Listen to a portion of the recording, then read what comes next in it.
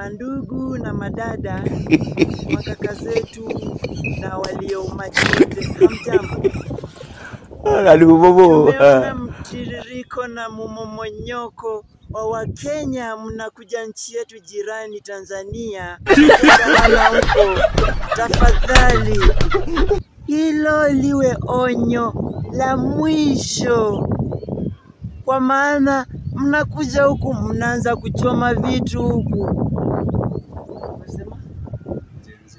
James